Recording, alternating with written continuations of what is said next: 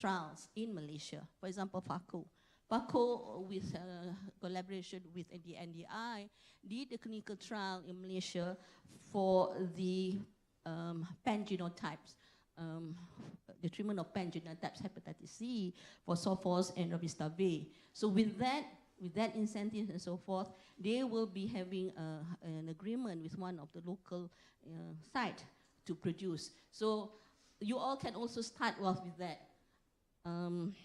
Okay, so I think that's all. Thank you. Thank you very much.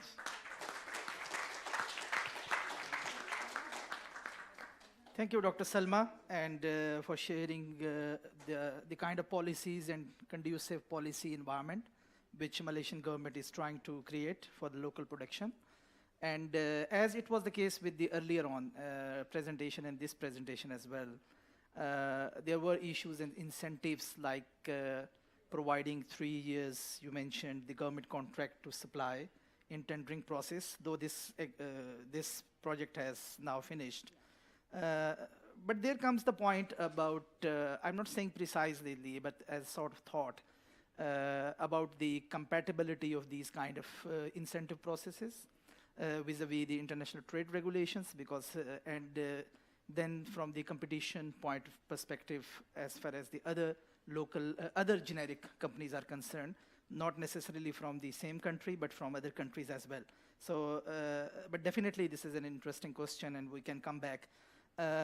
In terms of the tax brackets and in terms of the other grants, for example, an immediate point comes in the mind that these kind of incentives can work for some countries which have deep pockets, but what about the least developing countries? If they try to actually do some sort of local manufacturing, do they have these kind of policy options available, considering their own budgetary limitations and constraints?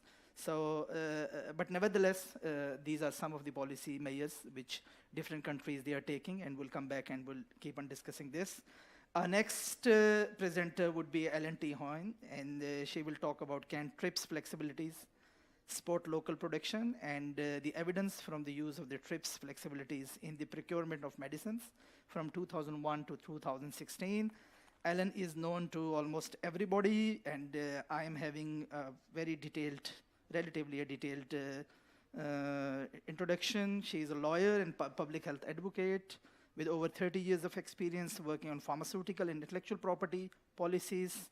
She works as an independent consultant in medicine, law, and policy for a number of international organizations and the governments, and is a researcher at the Global Health Unit University in the Netherlands from 1999 till 2009. She was the director of the Policy for Medicines Sans Frontiers campaign for access to essential medicines. In 2009, she joined UNCTAD to set up the medicines patent pool, and she was the MPP's first executive director till 2012. Yes, Ellen, please.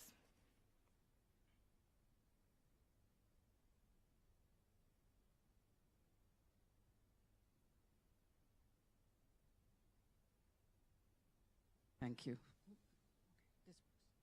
So I was asked to talk about the use of TRIPS flexibilities in the context of local production. And the last 2 years, with a group of students and the help of many others, have been working on putting together a database of all use of TRIPS flexibilities known to mankind between 2001 and 2016. I've had access to procurement documents from mostly non-for-profit procurement agencies such as the International Dispensary Association and UNICEF, which gave insight in how the day-to-day procurement of essential medicines, and particularly HIV medicines, took place shortly after the adoption of the Doha Declaration.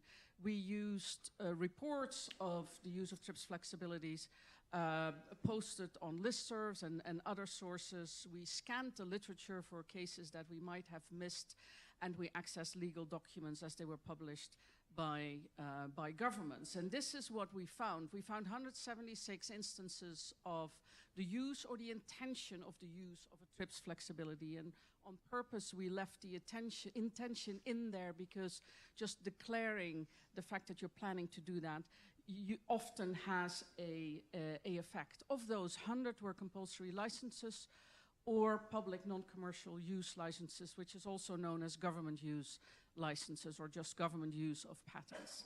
40 LDC pharmaceutical transition measures, so also known as the paragraph 7 or the LDC waiver, were used to access generic medicines, and seven other measures, some of them not necessarily related to strictly a TRIPS flexibility. Some countries just wrote, we authorize you hereby to ship these medicines to us without a reference to a particular legal provision, even in cases where medicines patents actually existed. Now, this selection of products, of instances covered 14 different diseases, products for 14 different diseases, but I think it's important to highlight that the vast majority, 77.8, so it's almost 78% of the cases concerned medicines for the treatment of HIV and AIDS.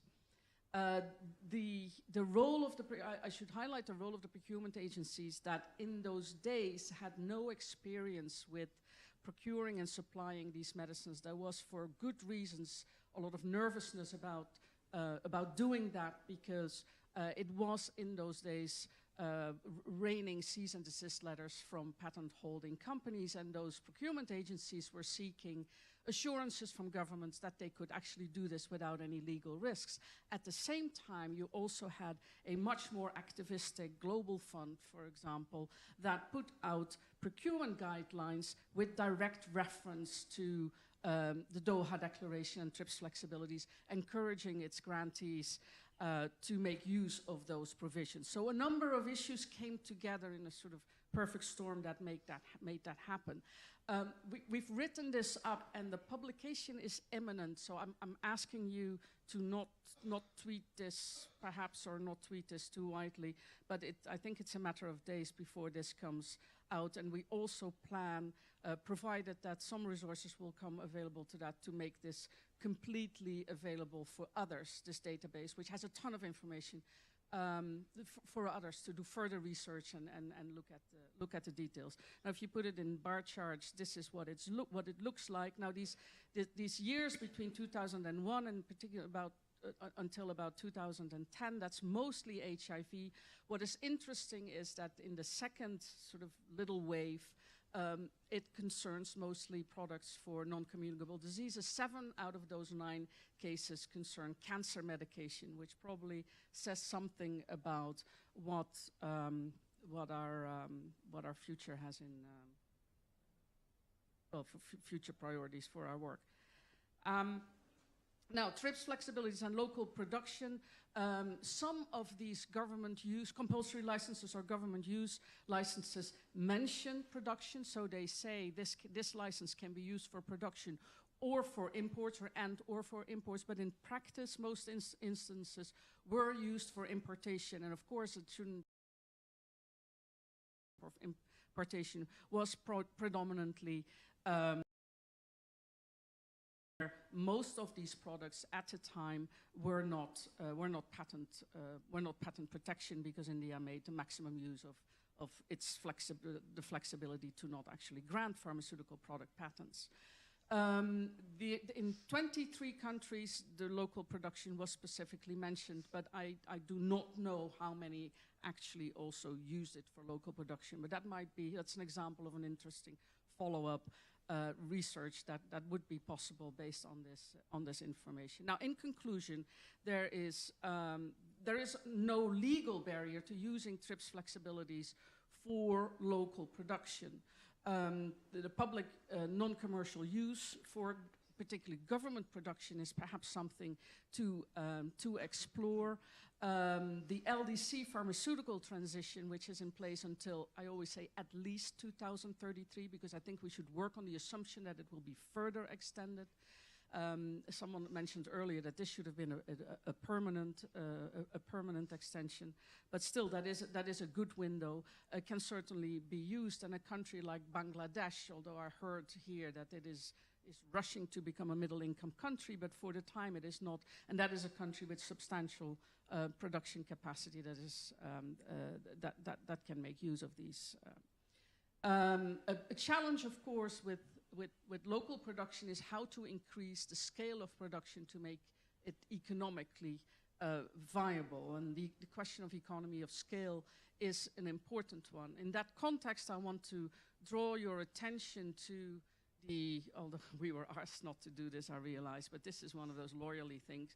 TRIPS 31 bis, paragraph 3, and the options for regional economic communities. And the TRIPS 31 bis is probably better known as the Doha paragraph 6 measure or the August 30 decision, but this specifically refers to the paragraph 6 of the paragraph 6. This was, when I worked at MSF, the moment that everyone started to fall asleep, or I would get emails saying, Alan, it's your last minute. Can you please stop? See, there we go. The same thing happens here. All to say, I would encourage you to have a look at this because this offers opportunities to actually create economies of scale. This could work in the Southern African region. This could work in the whole, in the whole continent of Africa, where you do not have the restriction of 31F on the exports. For details, you can go to this link mentioned on this page. When you do that, you see this. I won't go through this, no panic, but this is just, it is worth in the follow-up, in planning follow-up activities, and particularly the agenda setting for this activist community, to have a look at this, whether particular demands can be formulated in terms of campaigning for implementation of this, because this has unmined opportunities. So that is basically my conclusion. A lot is possible legally. The million-dollar question, of course, is whether also the political willingness is there to make it happen. There are many threats on the path. I just want to flag the EPO, the European Patent Office, validation agreements. The EPO is now seeking out LDCs for these validation agreements, which of course would kill everything that I just presented. So with that, I thank you for listening to me, and I forgot to start by thanking ITPC for inviting me. It's been really riveting to be here. Thank you. Thank you very much. Thanks, Alan. And we are very eagerly waiting for the publication of this report, and the data which you have shared. And I'm also thankful that you have touched the whole issue of the API sourcing, because when we talk about the local production, so the heavy reliance on few API sources, that is a big question, and I think we should also discuss this. And keeping in view that we don't have much time, so we should quickly proceed further. Our next sub-theme is the government production and the experience of Thailand and Brazil. So I would first request Jorge Bermudez from Brazil, and he is a medical doctor with a master's degree in the tropical medicines and doctorate in public health. He was appointed as a member of the UNSG high-level panel on access to medicine, and he is currently a senior researcher, professor, and head of Department of Pharmaceutical Policy at the Fiocruz National School of Public Health. And previously, he was holding a number of positions, including positions in UNCTAD, Geneva, Unit Chief of the Essential Medicines and Health Technologies, PAHO, WHO, Washington. And he has published a number of books, book chapters, and papers. Yes, please. Very much. It's working, yeah. Thank you very much. So we will try to be very brief. And I begin with the report of the high-level panel, because the 4 chapters, one of the chapters is Health Technology, Innovation, and Access, and it speaks about technology transfer, about local production, because that was very much discussed during the high-level panel meetings. Some premises that I always consider. First of all, and Ellen just mentioned the regional economic communities. So I think we have to think, in the case of small countries, if we can work with local production in a regional approach, or we are working with a local, national approach for production. Of course, we have to have government support to have a government public production, and that requires political discussion and background. We work very much in Brazil in enhancing South-South cooperation. We have worked very much also in production and access to medicines with other countries. We need a solid regulatory framework, and of course, we need to decide what will we be producing. APIs, chemical synthesis products, biotechnology products. Will we do APIs and also the pharmaceutical products, as most big pharma companies do, or do we have it separate? In Brazil, we usually have separate units, private ones dealing with APIs, and the formulation, pharmaceutical formulation is done by private sector and also by a network of government facilities.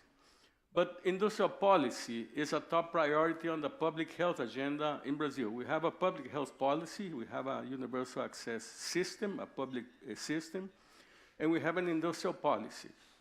But in the recent years, we have had a health industrial policy that working together, the Ministries of Health and Ministry of Industry and Commerce working together on health industrial policy. We have progress on that. We have problems on that also. We have things that have failed and things that have succeeded. But anyway, it's important to note that in the last years, industry has worked together with health on a health industrial policy. And we have all this background. Since 1988, we have our constitution that says that health is a right of all and a state duty. So we have the obligation to provide health, and health includes access to medicines, access to health technologies. In 1996, there was a law ensuring free access to antiretroviral therapy. Then we had two laws creating the National Regulatory Agency. That's one of the 5 top agencies in Latin America, together with Argentina, Colombia, Cuba, and Mexico. Chile always also works very well. And we had the generic medicines policy with a law also in Brazil. So that has been crucial to develop our national industry, private and public. And from 2003 on, we have the industrial, technologic, and external commerce policy that gave rise to industrial policy on health. And that we are having problems now with the current government on cutting budgets and hampering many things that have succeeded in the last years or the last decades as well. Oswaldo Cruz Foundation is where I come from. It's the main provider of health within the Ministry of Health because it's a huge institution that was created by the model of the Pasteur Institute in Paris. Has 12,000 people working over there with a budget of more than $1 billion yearly and working in all these areas: research, education, innovation, and production, and history. And in innovation and production, we have 3 units that work with medicines, another one with vaccines, and another one with diagnostics. We have, this is the capacity of production, 130 million doses of vaccines per year, or 5 million diagnostic kits. It's growing, and it can go up to 4 billion pharmaceutical units. And we have units in 11 sites in Brazil. So we have in 11 capitals, we have units dealing with research, and some of them working also with production. And the Oswaldo Cruz Foundation is linked to the Ministry of Health. So it participates in the health policy and provides health to the communities. It has 3 hospitals also and 1 basic health unit, production, research, and, well, it's a very large institution. And we are very keen to South-South cooperation, and this is an example. We had a technology transfer to Mozambique to set up a government production facility, working with ARVs and with other products. This was inaugurated some years ago, and it's moving well. It was supposed to produce 226 million pharmaceutical units of ARVs. It's working now with a list of essential medicines that the Ministry of Health of Mozambique has determined, and we are giving all the technological support and including the financing of this plant that has been set up in Mozambique. Another example I would like to recall here is to unlock the BRICS proposal on universal access to TB, because this comes also in the South-South cooperation. The logic of that proposal that was discussed by the 5 ministers of health of the 5 BRICS countries is that almost half of the cases of TB in the world, in the developing world, are in the 5 BRICS countries. So our 5 countries need to move to have universal access to first-line treatment, and the proposal is to expand it to the other 83 countries. So if we have half of the cases of TB in the world, we can also treat the other half of the world that has TB, because there are 2 drugs, two medicines, the 2-in-1, the 4-in-1, the cheap drugs, out-of-patent drugs, and can be manufactured by the BRICS countries and by other countries. And of course, that would need to have cooperation from WHO, from Global Drug Facility, from Stop TB Partnership, to move on the supply chain to make sure that we have 83 countries in the world having universal access to first-line treatment.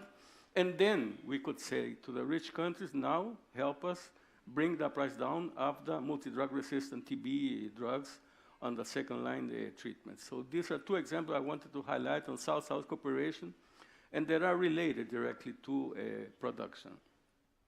At Fiocruz, we have, since we have all the phase of innovation, because we work on research, pre-discovery, discovery, development, and also the production. So we have all the chain of innovation deal with different units at Fiocruz that work with research. We have our own financing for research projects. We work, we are a founding member of the DNDi, so we work also with DNDi.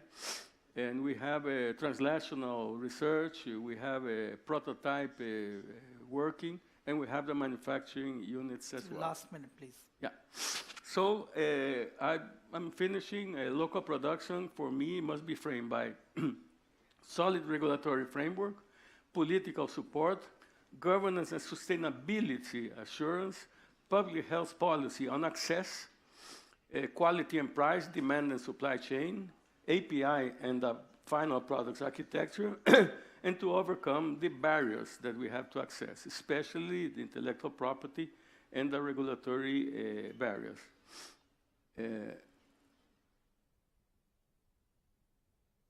So I think we need to move from neglected diseases to neglected populations, because we cannot afford that people will treat sleeping sickness in Africa and will die because of diabetes or cancer. I think we need to move to neglected populations and not restrict ourselves to neglected diseases, as WHO has 12 diseases that are considered neglected diseases. But I think that we need to have integral health conditions in populations, and especially in vulnerable populations, and to reach the poorest of the poor, and with all universal access to products. And I finish with this to highlight the importance of regulation. I will not say in which country this is. It's a small country. But I was walking in a small country, and I saw this. It's a store licensed to sell spirits, groceries, and patent drugs. That's real. It's a real thing. So I think we need to move on a solid regulatory framework for local production. Thank you very much. Thank you very much. Thanks, George, for sharing and for highlighting the importance of South-South cooperation at a time when at times we feel South-South competition in terms of pharmaceutical production. And now we have Nimit Tenudum with us. He would be sharing with us the Thailand's experience. He is the director of the AIDS Access Foundation, and most of his life he has been activist, advocating for the access to HIV treatment and other issues relating to HIV and AIDS, including the movement against free trade agreements. He was the key person advocating for the compulsory licenses successfully issued in 2006 and 2007. And he was also successfully advocating the adoption of the National Health Security Act in 2001-2002, which resulted in the Universal Health Coverage Scheme that all Thais can access at no cost since 2003. So I would now request him to share Thailand's experience.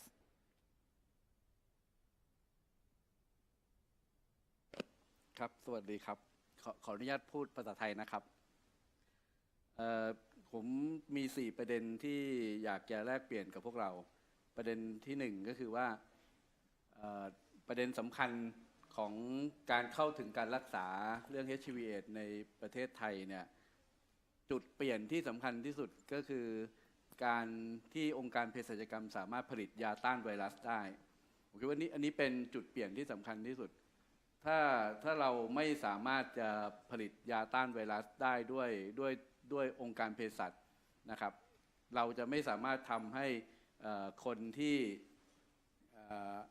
ติดเชื้อกว่า 300,000 คนในประเทศไทยได้รับการรักษาแล้วก็เราสามารถหยุดอัตราการตายได้ผมคิดว่าอันนี้คือจุดเปลี่ยนที่สำคัญที่สุดอันนี้จุดเปลี่ยนที่สำคัญตรงนี้เนี่ยมันก่อให้เกิดกลไกและก็กระบวนการทำงานที่ไปถึงเรื่องของการผลิตภายในประเทศตั้งแต่ว่าอันที่1เนี่ยนะครับถ้าเราจะทำให้เป็นหลักประกันว่าคนทุกคนที่ติดเชื้อในประเทศไทยจะได้รับยาจะได้กินยาต้านไวรัสเนี่ยเราต้องมั่นใจว่าประเทศมีความสามารถที่จะผลิตยาได้นะถ้าประเทศจะมีความสามารถที่จะผลิตยาได้เราก็ต้องมั่นใจว่าเรามีกลไกที่จะเฝ้ากำกับตามยาที่ติดสิทธิบัตรหรือยาที่ไม่ติดสิทธิบัตรตรงนี้สำคัญมากนะครับเพราะว่ายาเจเนริกเนี่ยมันมีความสำคัญตรงนี้ถ้าคุณจะผลิตได้คือมันไม่ติดสิทธิบัตรงั้นถ้ามันติดสิทธิบัตรผลิตไม่ได้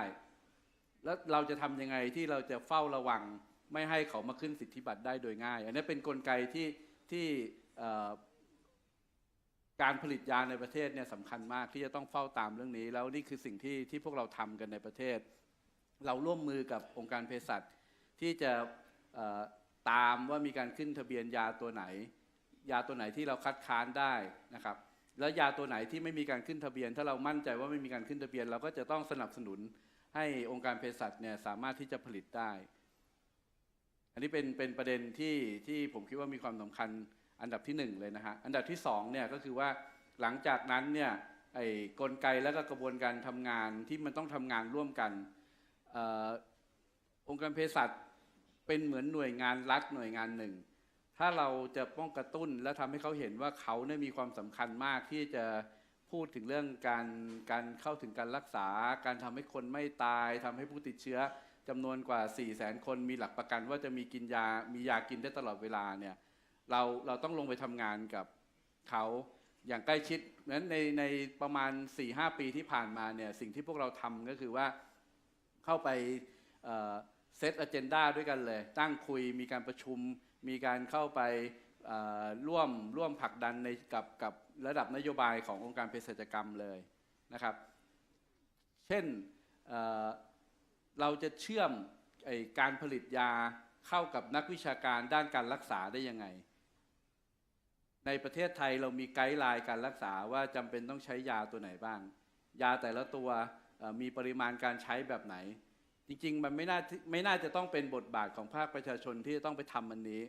นะฮะแต่ว่าเพื่อความมั่นใจของพวกเราเองว่าจะมียาต้านที่ได้มาตรฐานได้สูตรที่ดีเป็นมิตรกับผู้ติดเชื้อกินแล้วไม่มีผลข้างเคียงเนี่ยพวกเราต้องทำงานถึงขนาดนั้นว่าไปนั่งคุยกันแล้วดูว่าในไพป์ไลน์การผลิตขององค์การเภสัชเนี่ยจะผลิตตัวไหนจะต้องวางแผนการผลิตในระยะยาวยังไงตอนนี้เราใช้สูตรพื้นฐานถัดจากสูตรพื้นฐานไปมียาตัวอื่นๆที่ R&D ขององค์การจำเป็นต้องคิดจำเป็นต้องเตรียมเนี่ยผมคิดว่าอันนี้คือกลไกที่เราเองเราก็คิดไม่ถึงว่าเราต้องไปนั่งทำอันนี้แต่ว่าเราคิดว่ามันคุ้มมากที่จะทำอันนี้เพราะว่ามันเหมือนกับการกระตุ้นให้การผลิตยาในประเทศเนี่ยมันต้องตื่นตัวและคิดอยู่ตลอดเวลาว่าคุณจะตามเทคโนโลยีให้ทันยังไง คุณจะสัมพันธ์กันกับไกด์ไลน์การรักษาที่มีประสิทธิภาพได้แบบไหน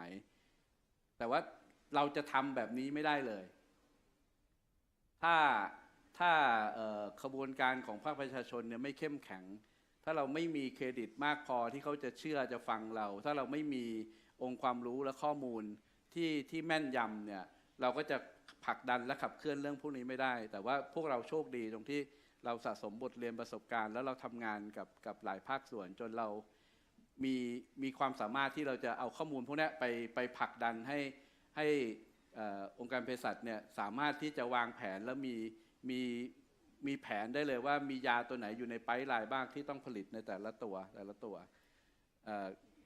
เราพยายามที่จะรักษากลไกกระบวนการทำงานร่วมอันนี้ไว้แต่ว่าเราก็ไม่แน่ใจเพราะว่ามันก็มีการเมืองภายในประเทศที่ทำให้ความเข้มแข็งของประชาชนเนี่ยมันก็อาจจะลดน้อยลงไปในช่วงที่เรามีรัฐบาลที่มาจากทหารนะฮะประเด็นถัดมาที่ผมอยากจะพูดแล้วก็มีความสำคัญมากๆอีกอันหนึ่งก็คือว่า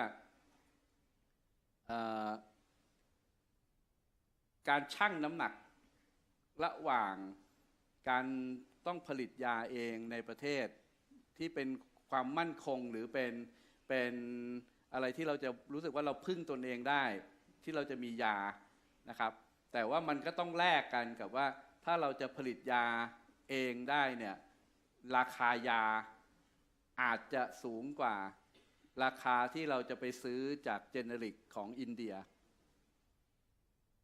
ระหว่างเนี้ยในกระบวนที่เราทำงานเรากำลังชั่งน้ำหนักเรื่องนี้อยู่นะครับว่าเราจะยังไงเราถกเถียงกันมาหลายเดือนแล้วในกรณีของราคายาโซฟอสบูเวียยารักษาตับอักเสบซีในประเทศเนี่ยว่า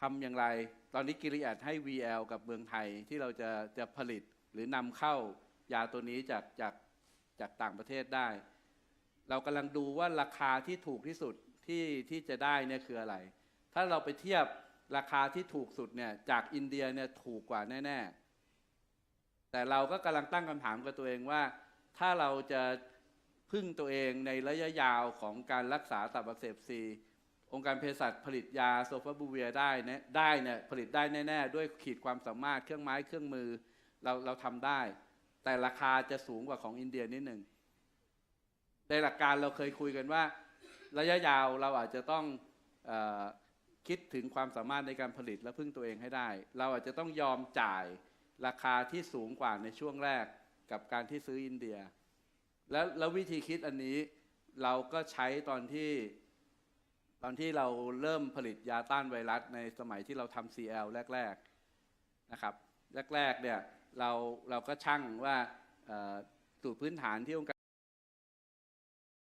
ซิปป้าขายแต่เรายอมที่จะเอางบประมาณของรัฐยอมในที่นี้หมายถึงว่าพวกเราภาคประชาชนดีเบตกันกับภาครัฐแล้วคุยกันว่าโอเคเราซื้อจาก GPO ในราคาที่สูงกว่าที่อินเดียโดยที่เราจะไม่เบรมว่าทำไมเราซื้อแพงกว่าบริษัทเอกชนเพราะว่าเราต้องการผลักดันให้องค์การเภสัชหรือผลักดันให้การผลิตยาในประเทศเนี่ยมันมีความเข้มแข็งมากนั้นอันนี้เป็นประเด็นที่เราชั่งน้ำหนักแล้วเราเลือกว่าเราอาจจะซื้อแพงหน่อยนึงกับไอ้ local product เนี่ยนะครับกับประเด็นสุดท้ายที่ผมอยากจะพูดและมีความสำคัญมากก็คือว่าช่วงนี้เรากำลังสู้กันกับการผลักดันให้เกิดการแก้กฎหมายการจัดซื้อจัดจ้างภาครัฐซึ่งมันเหมือนกับเป็นติ่งหนึ่งที่อยู่ใน FTA ที่ทั้ง EU กับอเมริกาเนี่ยผลักดันต้องการจะทำ FTA กับเราแต่ว่าในระหว่างนี้ประเทศไทยไม่ทำ FTA กับประเทศไหน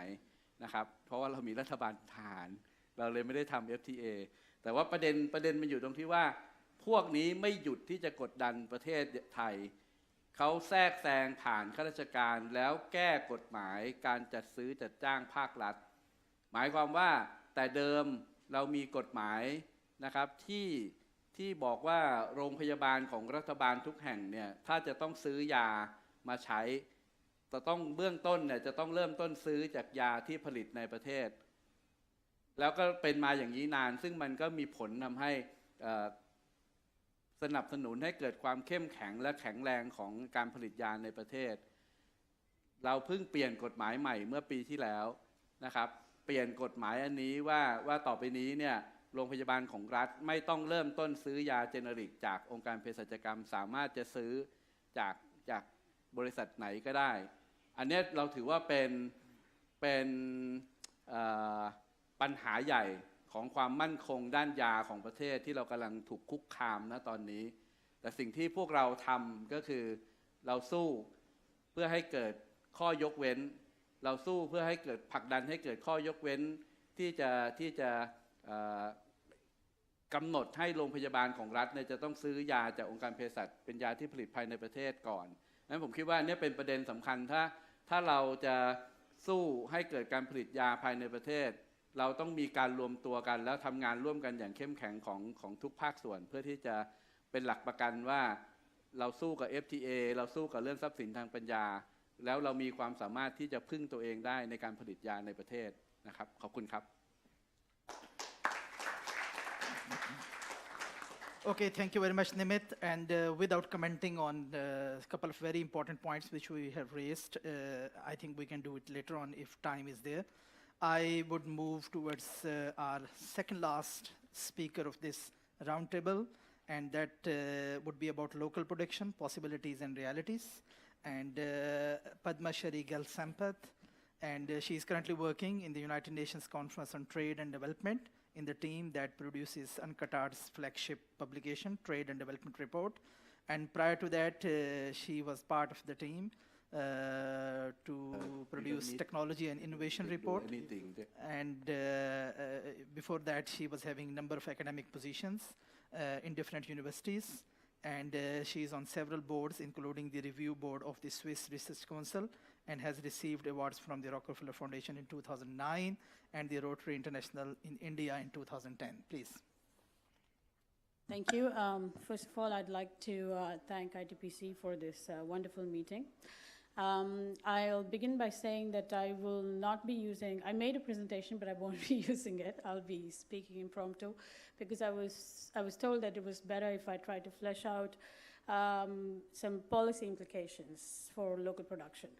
So let me just begin by saying that a lot of the work that I've done on local production comes from my previous background as an academic, but also over the last 8 to 9 years, a project that was funded by the European Union as part of the Global Strategy and Plan of Action, where UNCTAD, WHO, and a couple of other organizations, including the ICTSD, were partners for about 8 years. As part of this project, we did a lot of scoping and in-depth country-level studies, trying to figure out what are the factors that affect or impede local production in different regions in the world. So basically what you see as the reality of local production is that you see a sort of a varied landscape. You see large producers in more advanced developing countries who enacted policies in the 1960s and the 1970s to foster pharmaceutical production. Good cases are India, Brazil, Argentina, and so on. Bangladesh as well. In the 1980s already it had a very proactive policy on pharmaceutical production.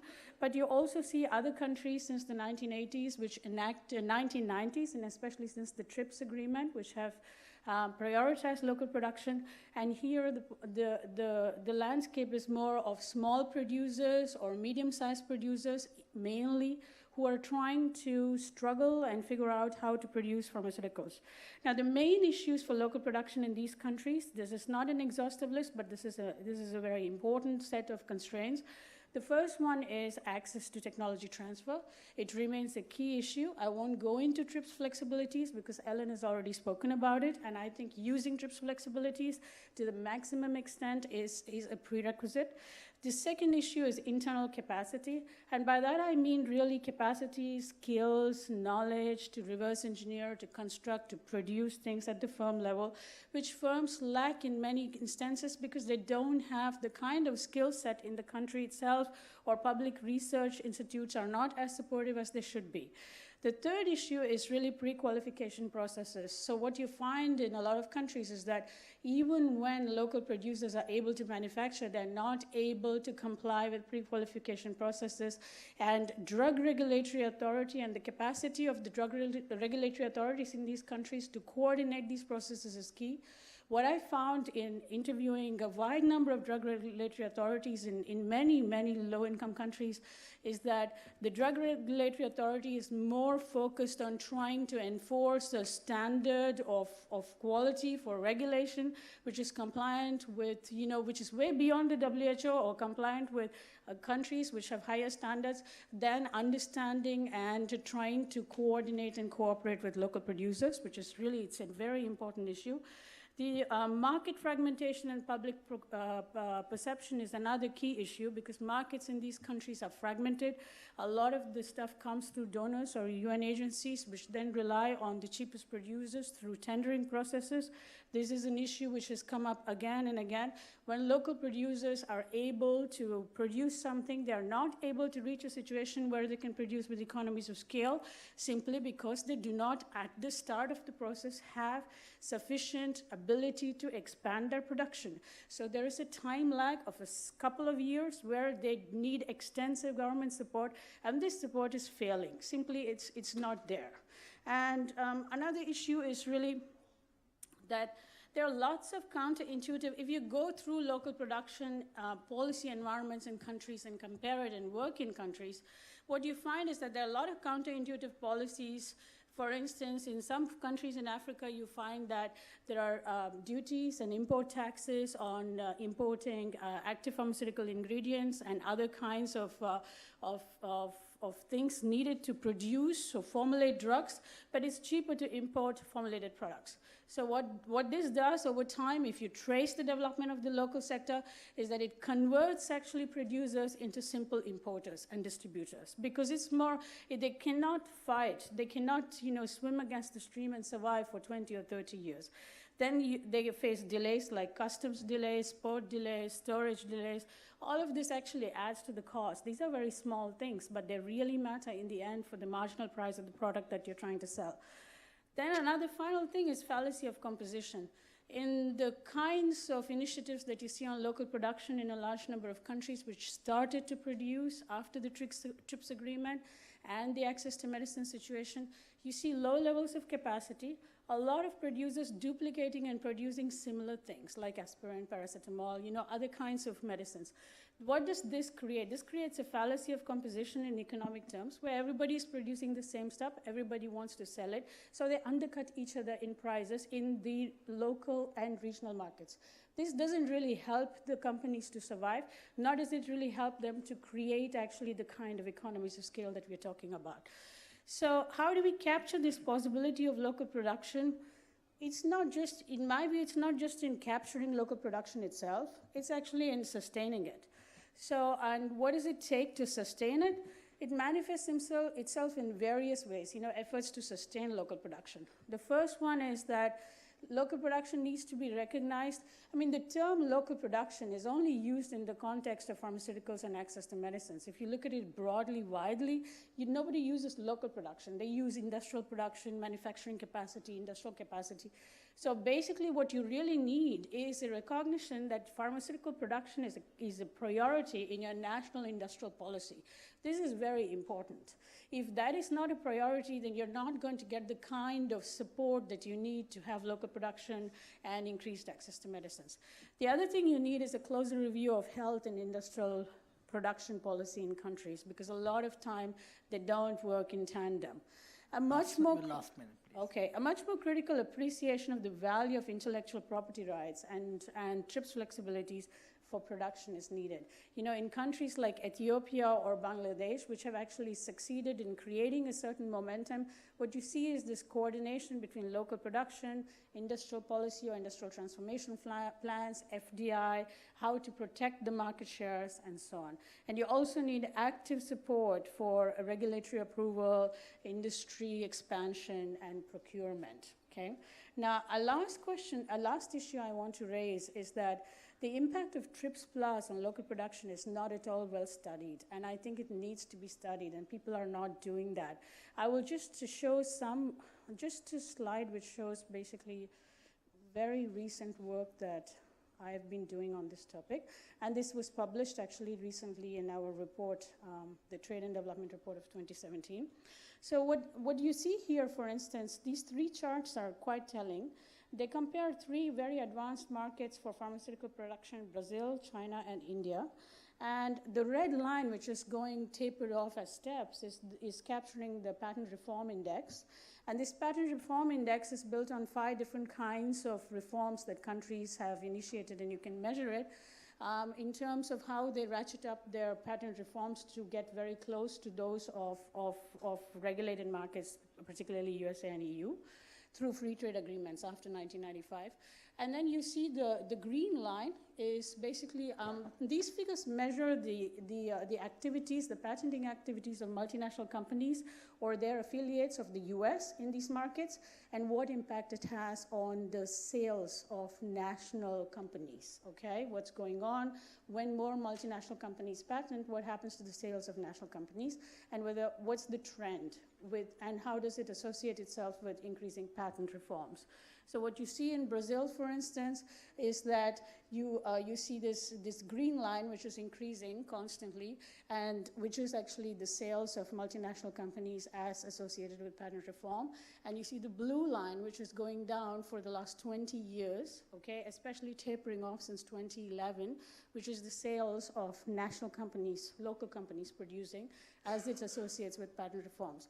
China is the only country which is doing much better. Even a country like India, for instance, is taking quite a beating since 2012, according to the data set, okay?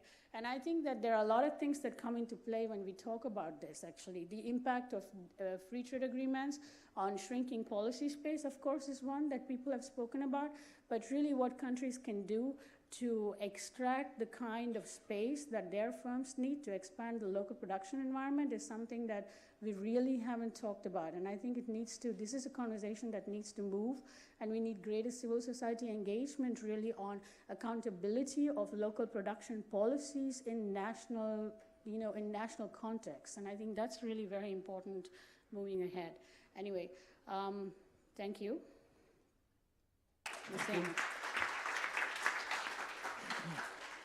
Thanks, Padmashree.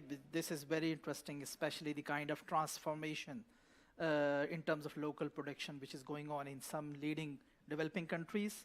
And I also think that this whole reflection on the global strategy and plan of action, that in terms of its follow-up, actually, after all those studies. So there is a lot of interest to know that in terms of practical steps now, what is happening. And again, also bringing back the question of the technology transfer, because when we talk about the local production, a lot of focus is on the government policies and measures and actual local production scenarios, but without technology transfer, it is not going to be sustainable. So today's last speaker would be Dr. Ahsan Coulibaly. He is with us, and he is Pharmaceutical GMP Roadmap Initiative. He works with them, UNIDO, and he is going to share with us. And I'm sorry to say that if you see the program, his name is not mentioned there. So he is going to share with us the initiative of the local production in some of the East African countries. West Africa. West Africa, sorry. West African countries. Yeah. Thank you. Okay. Merci à IT. I will speak in French, please. Okay. Merci à ITPC qui nous permet d'être là aujourd'hui. Merci à toutes les organisations également présentes. Merci aussi à tous les panélistes et à notre modérateur. Voilà, parce que le terme de la production locale a été vraiment débattu avec efficacité. Donc, j'ai été présenté, mais rapidement, je suis le coordonnateur de l'initiative de la feuille de route des bonnes pratiques de fabrication en Afrique de l'Ouest, et je travaille donc pour ONUDI. Je suis pharmacien industriel avec 25 années d'expérience dans l'industrie pharmaceutique, et maintenant je suis consultant ONUDI. Et je suis basé à Abidjan, au siège de l'ONUDI à Abidjan. Voilà, donc l'initiative de la feuille de route des bonnes pratiques de fabrication pharmaceutique de la CEDEAO est née d'une collaboration entre la Commission centrale de l'Union africaine entre la Commission centrale de l'Union africaine, UA, qui avait élaboré le PMPA, qui est le Pharmaceutical Manufacturing Plan for Africa. Ce plan de l'Union africaine a été décliné au niveau des régions, avec au niveau de la CEDEAO, le plan pharmaceutique régional de la CEDEAO, qui est porté par l'Organisation ouest-africaine de la santé, qui est basée à Bobo-Dioulasso. Et ce plan repose sur une méthodologie qui a été développée en interne par l'ONUDI. Et l'approche de l'ONUDI consiste à faire en sorte à faire évoluer. L'approche de l'ONUDI consiste à faire évoluer les industries de production pharmaceutique implantées dans la CEDEAO de leur état actuel vers une mise en conformité avec les standards internationaux de qualité, notamment les bonnes pratiques de fabrication pharmaceutique, et qui ont été surtout les références bonnes pratiques de fabrication pharmaceutique de l'OMS. Et c'est un processus qui est basé sur une étape, c'est une approche progressive, en anglais step by step, donc qui permet d'évoluer de son état qui peut ne pas être bon jusqu'à un niveau de satisfaction des standards de bonne pratique de fabrication pharmaceutique. Donc ce modèle a été appliqué avec succès dans plusieurs pays, notamment le Kenya, le Ghana et l'Éthiopie. Et il s'est instauré une collaboration technique avec l'Organisation mondiale de la santé, qui a accepté de combiner cette approche avec, disons, le système d'évaluation de l'OMS qui est la préqualification. Et le travail a été focalisé surtout sur les quelques 2000 médicaments essentiels qui sont nécessaires au maintien des systèmes de santé publique dans nos États. Donc, aujourd'hui, quand on regarde de près, la plupart des médicaments essentiels, qui sont environ 2000, ne sont pas certifiés par le système de préqualification de l'OMS parce que cette préqualification de l'OMS coûte cher et tous les produits ne peuvent pas se soumettre à ce processus. Donc, l'accent a été mis aujourd'hui, on les ramène à une conformité aux bonnes pratiques de fabrication et c'est un processus qui peut être réglé aisément entre les agences de régulation nationales et les organismes régionaux d'un côté et les acteurs de la production locale. Je peux également dire que cette initiative a été soutenue énormément par l'ONU-SIDA, qui a beaucoup contribué à mettre en œuvre cette activité dans la plupart des pays dans les pays où elle est présente. Donc aujourd'hui, c'est un système qui va permettre à l'Afrique de l'Ouest de développer ses unités de production pharmaceutique et d'évoluer vers une autosuffisance en médicaments génériques essentiels et pourquoi pas en médicaments même protégés par des brevets. Alors, notre présence ici a pour but de nous informer sur tout ce qui est fait en matière de propriété intellectuelle, de vous informer également sur notre initiative et de voir ensemble tout ce que nous avons comme intérêt commun, et notamment en matière de propriété intellectuelle. Il ressort vraiment de tout ce que nous avons entendu. Je ne prétends pas faire la conclusion de la présentation, mais il ressort de tout ce que nous avons entendu que la propriété intellectuelle est un obstacle au développement de la production locale des médicaments génériques. Les dispositions existent, donc ce sont ces flexibilités avec les licences obligatoires, les importations parallèles. Donc, pour les pays qui peuvent déjà produire, on va s'appuyer sur les licences obligatoires, mais pour les pays qui ne peuvent pas produire, c'est les importations parallèles qui sont le moyen de disposer de médicaments de bonne qualité. Alors, notre initiative d'harmonisation a évolué avec un certain nombre d'initiatives, notamment l'initiative d'harmonisation de la réglementation dans nos États, parce que là aussi c'était un problème. Il y avait différents niveaux de réglementation et il fallait trouver une ligne directrice. Et l'initiative de la feuille de route s'est donc attelée à renforcer les capacités des régulateurs pharmaceutiques, des organes de réglementation des États de la communauté, et à faire donc un renforcement de capacité sur les bonnes pratiques de fabrication pharmaceutique, parce que nos régulateurs ont besoin d'être formés aussi en bonnes pratiques de fabrication. Et ils n'avaient l'occasion de le faire que pendant les visites effectuées dans les pays dans les pays où il y a des usines qui avaient demandé des autorisations de mise sur le marché. Donc, lors de ces visites, on a estimé que le temps de formation n'était pas suffisant. Donc, ce renforcement de capacité se fait localement. The last minute, please. OK. Localement et en même temps que les usines qui aussi bénéficient de ce renforcement de capacité. En conclusion, vu qu'il ne me reste pas beaucoup de temps, je peux dire que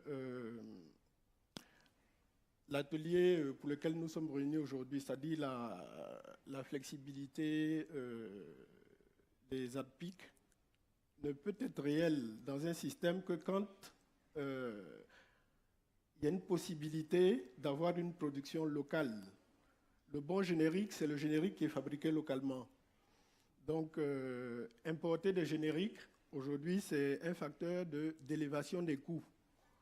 Et dans une région comme la CEDEAO, il n'était pas normal que nous soyons à un niveau aussi bas. Notre initiative a permis aujourd'hui... The first question is going to Lahlou-Filali. So you mentioned, you talked about the local production and the developments. Could you elaborate, develop more on, for instance, the obstacles that you are facing in terms of the procurement of the active pharmaceutical ingredients? Because as Aziz mentioned, it's difficult, it's impossible to talk about local production without talking about the access to the active pharmaceutical ingredients. So that's my first question. The second question is to Hélène. Hélène, thank you for your presentation.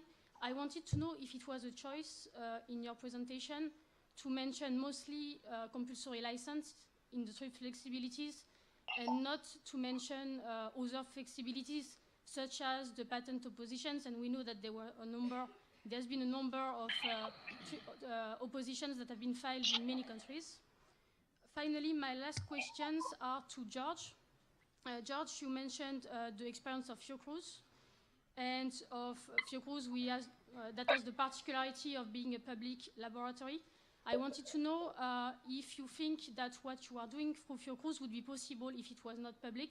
What is the benefits that Fiocruz is experiencing, given the fact that it's a public laboratory?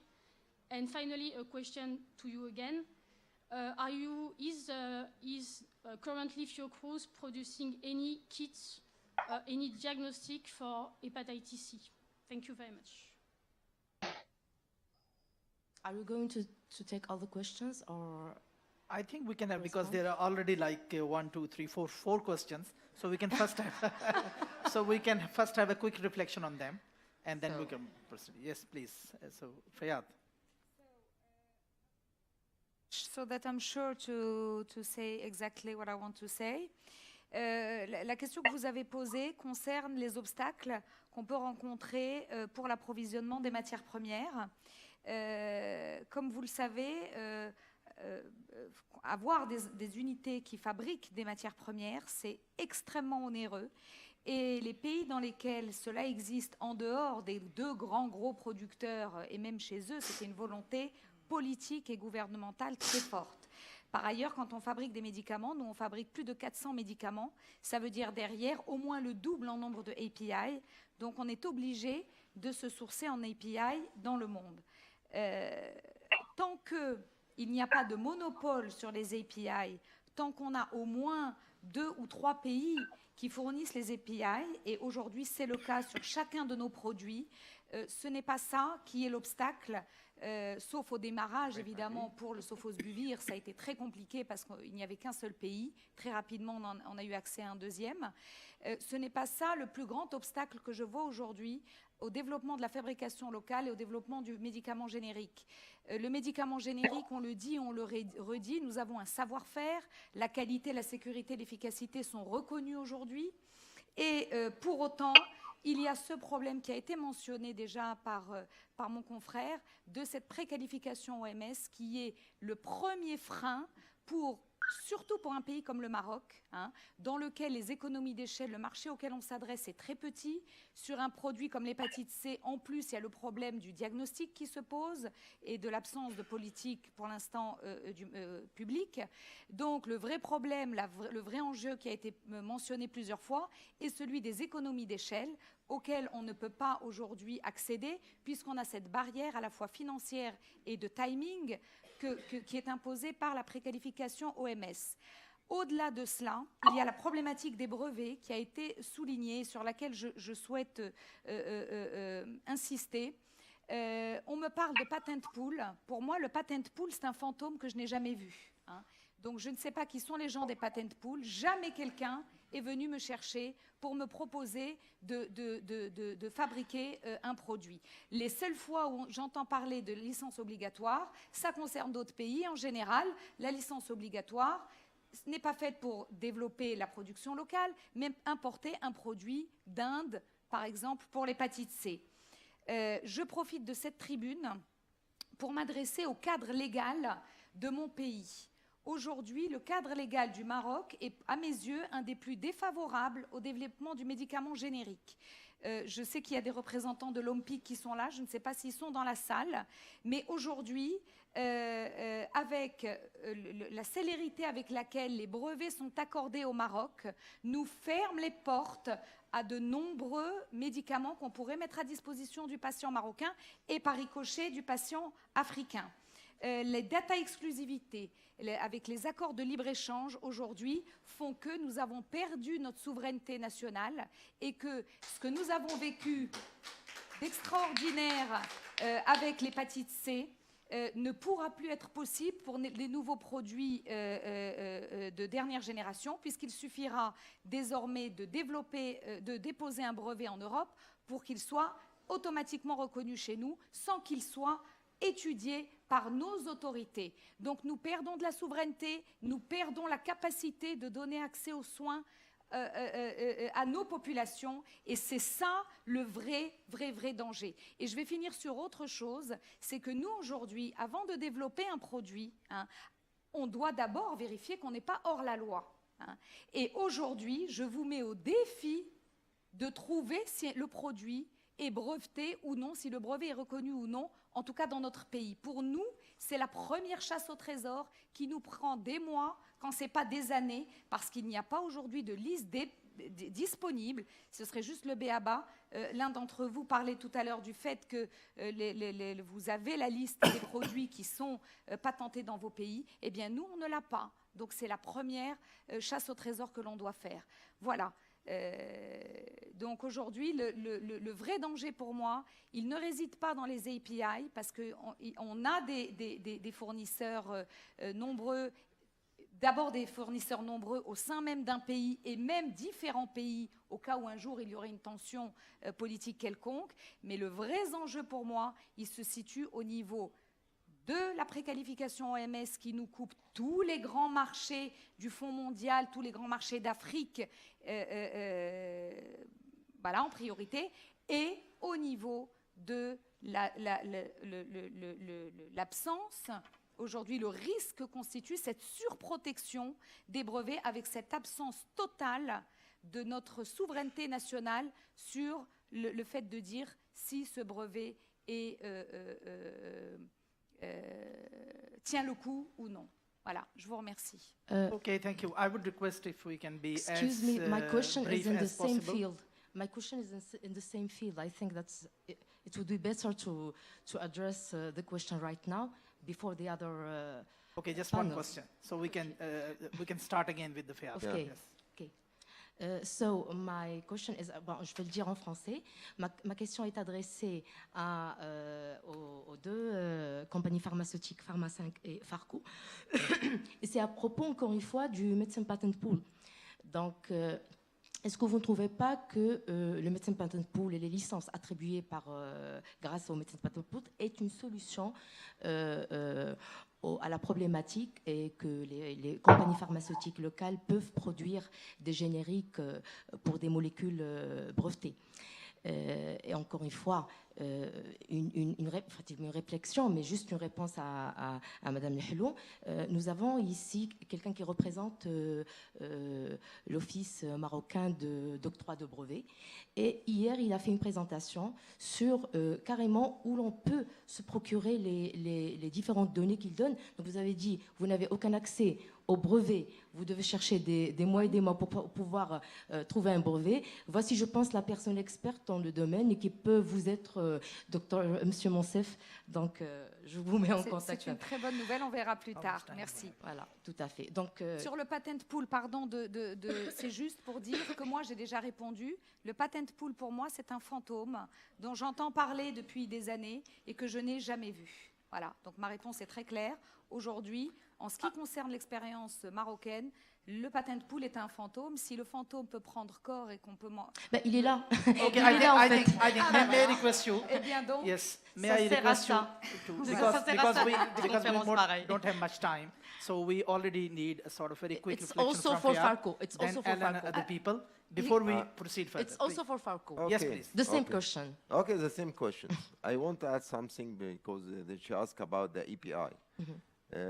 So this is the first point we think about the intermediates, because we are now have two plants for API manufacturing, one in Egypt and one we have in Saudi Arabia. So we bring the intermediates. We will not depend on any supplier. Even now, we are in process to manufacture the intermediates because only China, they are controlling the all intermediates, but now we are manufacturing the intermediates of the sofosbuvir. So this is maybe different perspective from Pharma5, but we are independable to manufacture our own API, not for SOFO, no for HCV. It's multi-purpose plant. We approach the government. By the way, API patent in Egypt and Saudi Arabia, there is no patent. Even the product is patent, but the API is not. Okay.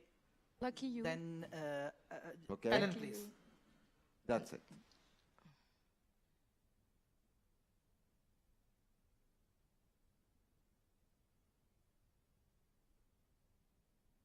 Thank you for that question. If I had been asked to give a 20-minute presentation on all the flexibilities that exist, there would have been a large section of pre-grant oppositions. What I focused on here was those flexibilities that can be applied directly in procurement.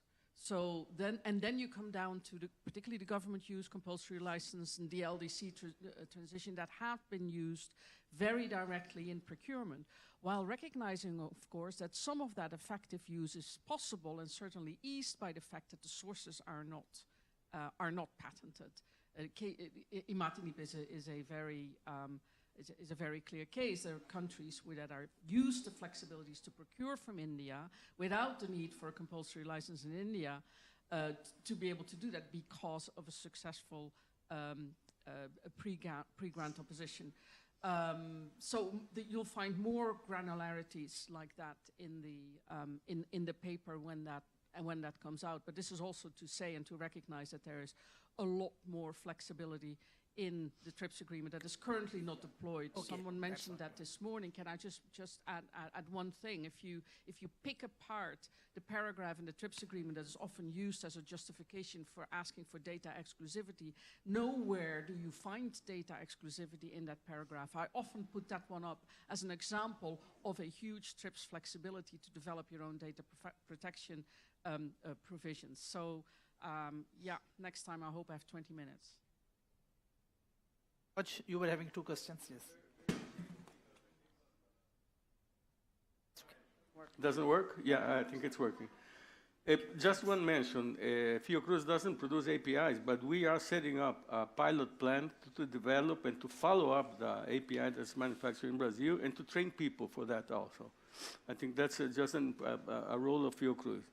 When you ask me what's the main reason of public production at Fiocruz or in other laboratories, I would say that's the technology capacity, that to own the technology capacity, to work with the government programs of supply, TB, HIV/AIDS, and other programs.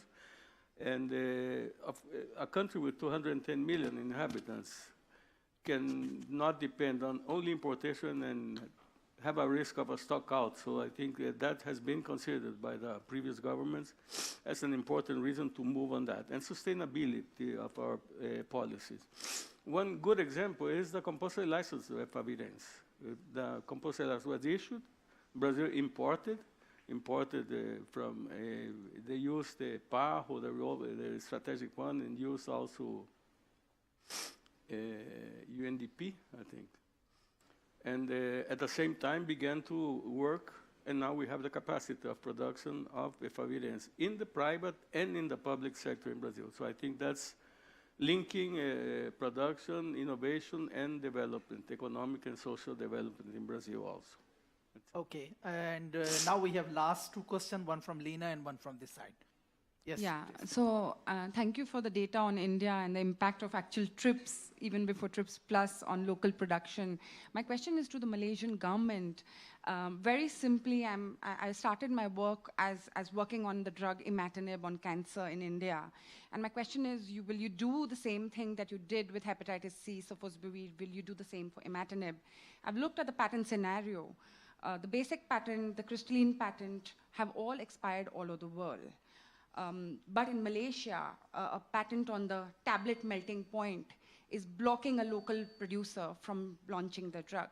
But what really pains me is the amount the health ministry is paying, almost 40 million ringgit for this drug. And I was just wondering if you're planning to take this forward by challenging the patent or revoking the patent or issuing a compulsory license. Okay, yes, Dr. Salma, please.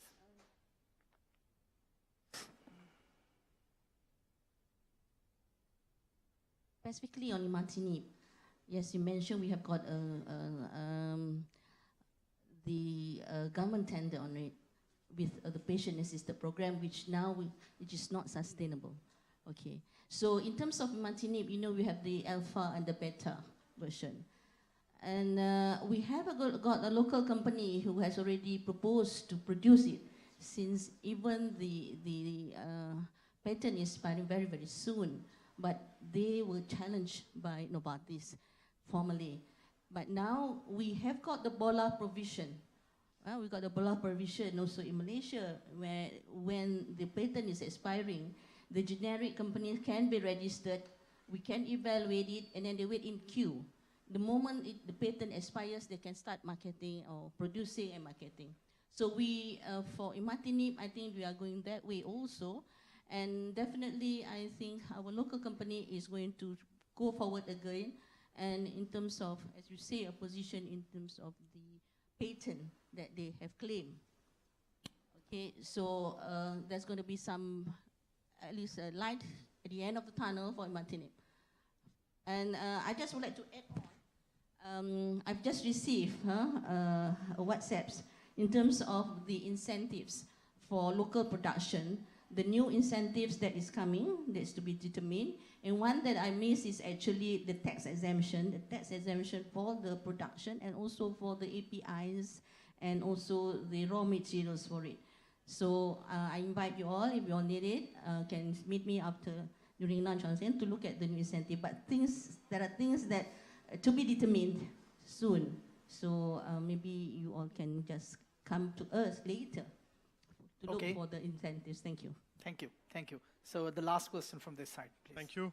So my question is for the industry representatives, both from Egypt and Morocco. So it's about the economy of scale. my question is about the flexibility of the means of production, people and machines. Is it, I mean, when switching on the same means of production from a product to another product, is it costly? How much you can produce to be profitable? Because from what we saw yesterday about the margins that your industry is making in some countries, you could be as well producing in your kitchen by the unit and still be profitable. So what advantage have the people that are producing big quantities over the people that are producing small quantities? Yes, please, your quick thoughts. Thank you for your question. Shall I begin? Je vais répondre en français là encore, comme ça je suis sûre de répondre de manière plus précise. Aujourd'hui, l'industrie pharmaceutique est une industrie qui est rentable. Et on le sait, alors beaucoup moins rentable pour les génériqueurs que pour les big pharmas ou les producteurs de princeps, mais c'est une industrie qui est rentable et ça, il faut l'assumer. Maintenant, tous les produits ne sont pas rentables. Et moi, je parle du cas du Maroc. Aujourd'hui, Pharma 5, par exemple, nous avons une taille critique. On fait 100 millions d'euros de chiffre d'affaires, donc c'est tout petit à l'échelle mondiale.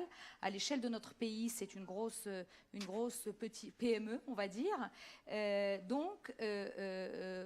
Nous avons une industrie qui a un savoir-faire, des compétences. À l'échelle du Maroc, c'est 80 ans d'industrie pharmaceutique, d'un comptoir de médicaments. On est devenu aujourd'hui un vrai pays reconnu dans la région. On exporte aujourd'hui notre savoir-faire. Monsieur Koulibaly a cité l'exemple de la Côte d'Ivoire dans laquelle nous avons entrepris la création d'une usine. Pourquoi je dis cela? Pour dire que les capacités de production, elles existent au Maroc. Nous avons plus de 40 établissements pharmaceutiques. Les capacités de production existent. Les compétences existent. C'est ça le plus important. Les compétences existent. Nous avons des cadres, nous avons des ingénieurs, nous avons des pharmaciens, des pharmacologues, des biochimistes et j'en passe, qui ont les compétences à la fois pour développer et pour fabriquer. Et nous sommes capables de tout fabriquer dans des quantités pour répondre à des besoins très, très importants. Non, ma question, c'était le contraire. C'était, est-ce que vous êtes capable de fabriquer de très petites quantités? Alors, j'y arrive. Et c'est ce qu'on aimerait faire parce que c'est ce qui rend notre industrie viable. Maintenant, l'exemple du sofosbuvir, en ce qui concerne Pharma 5, est un exemple probant. Nous avons fabriqué des toutes petites quantités au début. Nous avons accepté de perdre de l'argent sur ce produit parce que c'est une industrie rentable dans sa globalité. Donc nous perdons sur des produits et nous gagnons sur d'autres produits. Nous avons démarré, nous, le sofosbuvir, sofo et daclatazvir. En année 1, nous avons traité 5000 patients. 5000 patients, c'est 15 000 boîtes. 15 000 boîtes dans l'industrie pharmaceutique, ce n'est pas ce qui vous rentabilise un développement et une matière première aussi chère que l'était le sofosbuvir. Nous, on l'achetait à l'époque à plus de 10 000 euros le kilo, plus de 10 000 $ le kilo. Donc, la réponse est oui. Quand il y a un besoin de santé publique, c'est notre engagement. Toute petite quantité. L'autre exemple, c'est la tuberculose. Nous fabriquons par an 2000 unités pour les enfants. Ce sont les formes pédiatriques. Personne ne veut les importer. Personne d'autre ne veut les fabriquer. Nous fabriquons 2000 unités par an des formes pédiatriques de tuberculose. Donc, si vous fabriquez des petites quantités, le problème, c'est... la rentabilité. Non, c'est la matière première. Non. Pourquoi ce serait la matière première? C'est le coût. Comme toujours, si vous fabriquez des petites quantités, eh bien, vous avez moins de marge de manœuvre pour négocier le coût d'achat de votre matière première. Plus vous achetez, plus vous êtes fort. C'est comme au marché. Donc le problème, c'est matière première. On achète la matière première plus chère. Et puis le coût de production, vous ne faites pas d'économie d'échelle non plus sur la production, donc il coûte plus cher. Maintenant, quand vous avez une industrie locale, et ça c'est quelque chose de très important, quand vous avez une industrie locale, vous avez une conscience nationale. D'accord? La conscience nationale fait qu'on a un devoir vis-à-vis de nos concitoyens marocains et fait qu'on va importer pour fabriquer uniquement 2000 unités, parce que nos concitoyens marocains ou nos frères africains ont besoin de ce médicament. Et on va accepter de perdre sur ce produit, parce qu'on a un devoir de mettre à disposition les médicaments aux plus fragiles, aux plus démunis. Maintenant, on gagne sur d'autres produits, c'est ce qui fait que le système dans sa globalité est viable. Mais on ne peut pas multiplier ce genre d'expérience, ça c'est sûr. On ne pourrait pas vivre qu'avec des produits sur lesquels on ne fabrique que de toutes petites quantités. Mais je le dis et je le répète, on est capable de tout fabriquer, même dans des micro-quantités, parce que c'est notre devoir. Et par opposition, l'exemple du tenofovir aussi est très probant. Il n'y a pas assez, je dis bien entre guillemets, c'est le cynisme de l'industrie pharmaceutique, il n'y a pas assez de cas avérés de patients atteints d'hépatite B qui n'ont pas aussi la double peine du sida, parce que ceux-là, ils sont pris en charge par les actions du Fonds mondial. Ceux qui n'ont que l'hépatite B ne sont pas assez nombreux pour que quelqu'un se soit intéressé même à importer le produit. Hein. Je ne vous parle même pas de le fabriquer localement. Eh bien, encore une fois, dans un cas pareil, aujourd'hui, nous, sur l'hépatite B, on a vendu l'équivalent de 500 traitements. Mais ce n'est pas grave. Il y a un besoin local et c'est notre devoir, encore une fois, et nous y répondons chaque fois que nous pouvons y répondre. Okay, thanks. I think let's have the final reply from the Fayed and before concluding this session. I know your questions. You are asking about the EPI and the economy of the scale if we are treating 1 million and treating 1,000 patients. It depends on what is the vision of the company want. If they want a profitable, let's go. We will finish after we treat the people, we will close the factory. It's not like that. We will continue. The EPI is the same, even for 1,000, because like my colleagues say, it's in a basket, my dear. It's only one product. It's many products. Every pharmaceutical company, I am the pharmaceutical company, 35 years now, nobody lose. Nobody lose. That's it. Thank you. Thank you. Thanks for being so candid towards the end. And I'm not going to be I'm not going to be a barrier between you and your lunch. So yes, I know, but I have to conclude anyway. So we are really thankful to all of you and especially to my panelists who are here today. So we have raised a number of questions. Perhaps not all answers are there, but join me to say thanks and to convey our thanks to all of these presenters. So we'll be back here 2:35?